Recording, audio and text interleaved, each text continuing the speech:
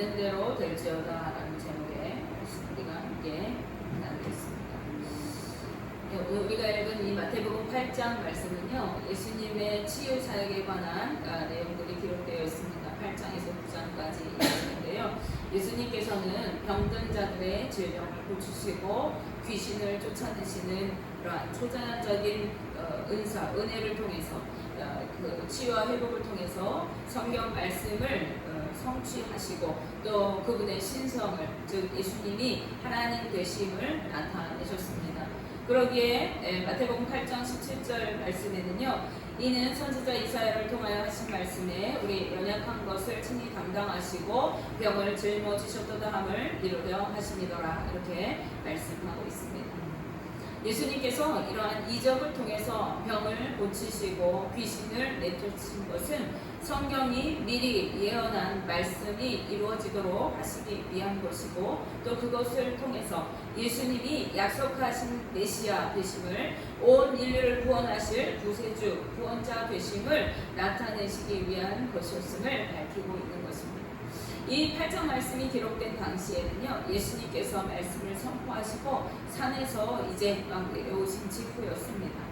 예수님께서는 마태복음 5장에서 7장까지 걸쳐서 산에 오르셔서 교훈의 말씀으로 천국 복음을 가르치시고, 또 하나님 나라의 백성들이 어떻게 살아가야 하는 것인가에 대해서 말씀해 주셨어요. 그래서 우리 마태복음 5장에서 7장 말씀을 산상수훈이라 이렇게 말씀합니다. 산에서 말씀하신 교훈의 말씀이다, 그런 뜻입니다. 사람들은 예수님의 그 권위 있는 말씀에 놀라고, 그래서 어디를 가든지 예수님을 따라다녔어요. 그래서 마태복음 7장 28절에서 29절 말씀을 보시면, 예수께서 이 말씀을 마치심에 무리들이 그의 가르치심에 놀라니 이는 그 가르치시는 것이 권위 있는 자와 같고 그들의 서기관들과 같지 아니하밀러라, 이렇게 말씀합니다. 예수님께서 말씀하신 그 말씀이 서기관들과 바리새인들이 성경을 풀어주는 그 말씀하고는 전혀 다른 말씀이었다는 거예요. 그것은 하늘의 권위로 하시는 말씀이기 때문에 사람들이 새로운 그 말씀에 놀랐던 것이죠. 그리고 오늘 본문 1절 말씀에 보시면 예수님께서 산에서 내려오실 때에 많은 무리가 예수님의 뒤를 따랐다고 설명하고 있습니다. 그런데 이때 한 나병 환자가 예수님 앞에 나와서 절을 하게 되어져요. 우리가 이제 앞에 두 치료 사역을 살펴볼 텐데, 하나는 이 나병 환자에 관한 것이고, 하나는 우리가 본문 읽었듯이 백부장의 하인을 고친 사건입니다. 이 문둥병자가 예수님 앞에 나와서 넙죽 절하면서 이렇게 말해요. 주여, 원하시면 저를 깨끗하게 하실 수 있나이다, 이렇게 고백합니다. 즉 주님께서 제가 깨끗하기를 원하신다면 얼마든지 저를 깨끗하게 해주실 수 있습니다, 이렇게 말하고 있는 것입니다. 예수님께서는 그 나병 환자에게 손을 대시고 내가 원하노니 깨끗함을 받으라, 이렇게 선언하십니다. 우리 주님께서는요, 우리가 거룩하고 흠이 없게 온전한 삶을 살아가도록, 그리고 행복하게 살아가기를 원하십니다. 그래서 이 나병 환자가 주님, 제가 깨끗하기를 원하시면 내가 나음을 얻겠습니다 말했을 때에 내가 원한다, 이렇게 말씀하시면서 손을 얹어 그를 치유해 주신 것이죠. 즉 그 나병이 깨끗해지게 하신 것입니다. 이 치유 사건은 예수님을 따르면서도 여전히 믿지 못하는 유대인들을 향해 그들이 두려워하는 이 나병조차도 예수님께는 아무것도 아님을 보여주시는 사건인 것입니다. 당시 유대인들에게 이 나병은요, 두려운 질병이에요. 그리고 하나님께 버림받은 그 존재로 이 나병 환자를 여겼어요. 부정한 존재로 여겼습니다. 그래서 무리 밖으로 몰아내고 가까이 하지도 못하게 했어요. 스스로도 가까이 하지 않지만 나병 환자 스스로도 멀리서 사람이 다가오면 자기가 외치게 한 거예요. 부정하다, 부정하다. 그래서 사람들이 가까이 하지 못하게 했어요. 왜 그래요?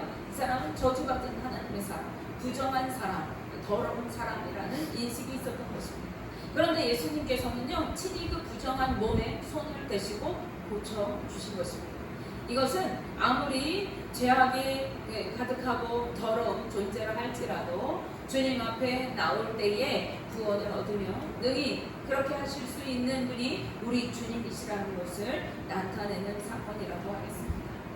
또한 예수님이 모든 질병을 고치시고 인류를 구원하실 수 있는 구원자 되심을 드러내는 사건이라고 할 수 있겠습니다. 우리는 이 나병 환자가 누군지 또는 어떤 사람인지 알지 못합니다. 이름도 없어요. 그런데 예수님께서는요, 그에게 제사장에게 가서 몸을 보이고 모세가 명한 대로 제물을 드려라. 그래서 너의 증거로 삼으라. 이렇게 말씀하십니다. 이 말씀을 통해서 우리는 그가 유대인 중에 한 사람이구나를 짐작할 수 있어요. 왜냐하면 이방인들은 모세의 이 명령을 알지 못하거든요.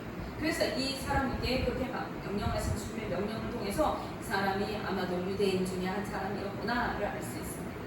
그들은 나병 환자가 우리 가운데 다시 돌아오기 전에 먼저 제사장에게 자신의 그 나은 몸을 보이고 예물로 하나님 앞에 제사를 드리도록 했어요. 그래서 이 병이 나았다는 것을 확증하게 했습니다. 그러한 제도로 이 예수님께서 행하라고 말씀하신 거예요. 그리고 주석에 따르면요, 나병을 치료하는 것이 메시아의 표적으로 당시 유대인들이 믿고 있었다고 이야기합니다. 그래서 주님은 그들에게 이 나병을 고치심으로 자신의 메시아 되심을 나타내시고 누구든지 주님께 나오는 자는 구원을 얻게 되고 거룩하고 정결함을 얻게 된다라는 것을 나타내신 것이라고 볼 수 있겠습니다. 자, 다음으로 마태는요, 오늘 우리가 본문 말씀에서 읽었던 예수님께서 이제 가버나움으로 가셨어요. 우리가 이 두 사건의 간극이 얼마인지 알지 못합니다. 그러나 예수님께서 이제 가버나움, 갈릴리 주요 사역지였던 그 가버나움으로 가셨을 때에 예수님 앞에 한 백부장이 하인을 치유하신 그 사건을 그 백부장이 하인의 그 병을 고쳐주시기를 간구했을 때 그 병을 치유해 주신 사건을 이어서 기록하고 있어요. 그는 자신의 하인을 위해서 주님께 나왔습니다. 백부장이라고 말한 이 사람이 우린 또 누구인지 알지 못하죠. 아마 이렇게 누가복음 말씀을 통해서 우리가 야이로가 아닐까 이렇게 추측하기도 하는데요. 어쨌든 이 사람이 자신의 하인을 위해서, 자신의 하인의 그 질병을 위해서 주님께 나왔습니다. 근데 백부장이라는 직분만으로 우리는 그가 유다를 통치하던 군대 장관이었구나라는 것을 짐작할 수 있어요. 그리고 당시 군대 장관이었다는 것은 그가 이방인이었구나라는 것을 알 수 있습니다. 그래서 이 두 사건은 유대인의 치유 사건과 이방인의 치유 사건 이렇게 나눠볼 수도 있겠습니다. 이방인이었음에도 불구하고 그는 자신의 하인을 고칠 수 있는 분이 오직 예수님밖에 없음을 알았기 때문에 주님 앞에 나와서 자신의 하인을 고쳐주시기를 간구합니다. 그래서 마태복음 8장 6절 말씀에 이르되 주여 내 하인이 중풍병으로 집에 누워 몹시 괴로워하나이다 이렇게 말씀합니다. 여기서 우리가 주목할 것은요, 이 사람이 이방인인데도 불구하고 그가 예수님을 주여 이렇게 부르고 있다는 거예요. 그는 군대를 거느린 통수권자였음에도 불구하고 예수님 앞에 겸손히 자신을 낮추고 주로 고백하고 있는 것입니다. 우리가 주여 주여 하는데요, 주여라는 뜻은요, 나의 주인이시여 이런 뜻이거든요. 그래서 우리가 주님이라고 부를 때 주님은 내 삶의 주인이십니다 이런 뜻이에요. 그런데 이 백부장, 이방인이 예수님을 향해서 주여 이렇게 말하고 있는 것입니다.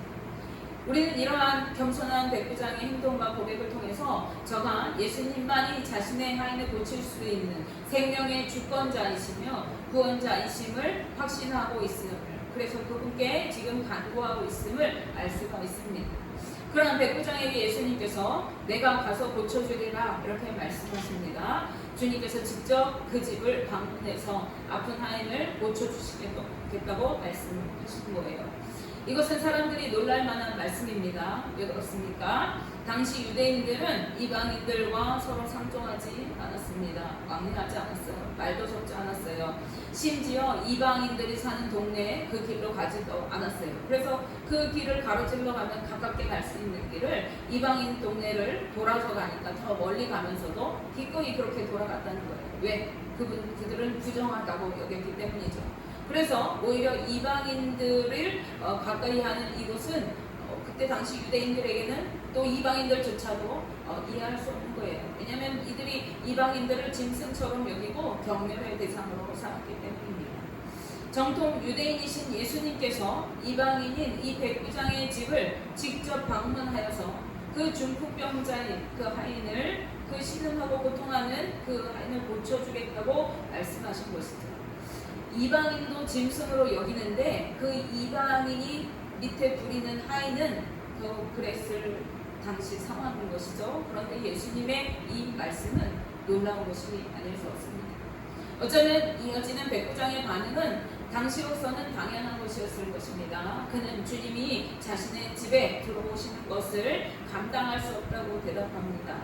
그것은 당시 사회에서는 놀라운 화제거리가 되기에 충분했기 때문에 그런 것이죠. 당시 유대인들이 이방인들과 같이 경멸하던 세리들과 한 집에서 예수님께서 식사하셨을 때에 바리새인과 서기관들이 그것을 가지고 정죄하고 멸시했던 것을 봐도 우리는 어땠을지 짐작할 수가 있습니다.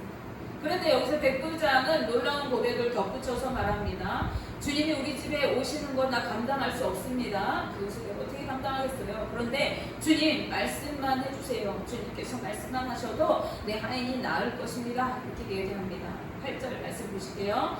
백부장이 대답하여 이르되 주여 내 집에 들어오심을 나는 감당하지 못하겠사오니 다만 말씀만 하옵소서. 그러면 내 하인이 낫겠사옵나이다.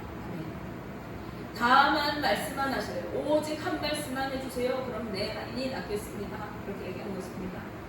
유대인의 신분을 가진 예수님께서 어떻게 이방인의 자신의 집에 오실 수 있겠느냐고요. 그저 그냥 한 말씀만 해주시면 내 하인은 그 말씀으로 인하여 일어날 것입니다. 병이 낫게 될 것입니다. 라고 고백하는 것입니다.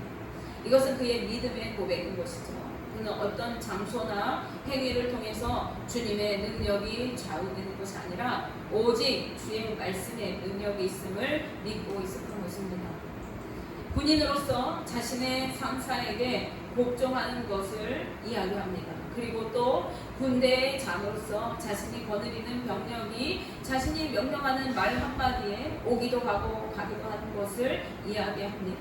그리고 이와 같은 권세와 능력을 가진 주님께서 한 말씀만 하시면 그 질병이 주의 말씀에 떠나갈 것이고 생명이 주의 말씀으로 그에게 임할 것을 이 백부장이 고백합니다. 이런 고백은 예수님께서 들으시기에도 매우 놀라운 것이었습니다. 하나님의 선택받은 민족, 구원받은 민족으로 스스로 만족하고 있었던 이스라엘 중에서도 이만한 믿음을 볼 수 없었다고 말씀하십니다. 백부장의 고백을 들으신 예수님께서는요, 뒤따르는 무리를 돌아보시면서 말씀하십니다. 내가 진실로 너에게 이르노니 이스라엘 중 아무에게도 이만한 믿음을 보지 못하였다. 구원받은 백성이라고 자부하던 이스라엘 백성들 중에서도 전혀 찾아볼 수 없는 신실한 믿음을 가지고 있었던 것입니다. 이는 백부장의 믿음의 고백이 믿지 못하는 유대인들과 대조됨을 말씀하신 거예요. 따라서 예수님께서는 덧붙여 말씀하십니다. 11절 12절 말씀. 또 너희에게 이르노니 동서로부터 많은 사람이 이르러 아브라함과 이삭과 야곱과 함께 천국에 앉으려니와 그 나라에 본 자손들은 바깥 어두운 데 쫓겨나 거기서 울며 이를 갈게 되리라. 아멘. 이는 구원에는 유대인이나 이방인이나 차별이 없음을 의미하는 것입니다. 아무리 이방인이라 할지라도 그가 신실한 믿음으로 주를 의지한다면 구원을 얻어 천국에 이르게 될 것이지만 아무리 선택받은 유대 민족이라 할지라도 믿지 못하고 신뢰하지 못할 때에는 바깥 어두운 데 쫓겨나 울면서 이를 갈게 되리라고 하십니다. 바깥 어두운 데가 어디를 뜻하는 것입니까? 바로 영원한 지옥을 뜻합니다. 구원에 이르지 못하고 천국에 들어가지 못하고 지옥 어두운 곳에서 이를 갈며 슬피 울 것이라고 말씀하세요. 그런데 그 슬피 우는 자들이 어떤 자들이라고요? 우리는 구원받았어. 우리는 믿음의 자손이야. 그래서 우리는 하나님 나라에 반드시 들어갈 거야 라고 믿었던 사람들이라는 것입니다. 우리는 신념으로 구원 얻는 것이 아닙니다. 혈통으로가 아닙니다. 우리의 어떤 행위로가 아닙니다. 우리는 오직 믿음으로 살고 믿음으로 존재하는 자들이고 믿음으로 구원을 얻는 것입니다. 로마서 1장 17절 말씀에 복음에는 하나님의 의가 나타나서 믿음으로 믿음에 이르게 하나니 기록된 바 오직 의는 믿음으로 말미암아 살리라 함과 같으니라 라고 말씀하십니다. 성도는 오직 믿음으로 사는 존재들인 것이에요. 예수님께서는 백부장의 고백을 통해 제자들과 무리에게 이것을 교훈해 주십니다. 그리고 백부장에게는 가라, 내가 믿은 대로 될지어다, 이렇게 말씀하시죠. 그리고 그를 보내십니다. 그리고 성경은 그 즉시로 그 하인이 나았다고 증언하고 있습니다. 그런데 주님은 내 하인이 나았다 이렇게 말씀하시지 않고 내 믿은 대로 될지어다 이렇게 말씀하신 거예요. 이것은 주님의 능력이 백부장의 믿음의 반응을 통해서 일하심을 말씀하시고 있습니다.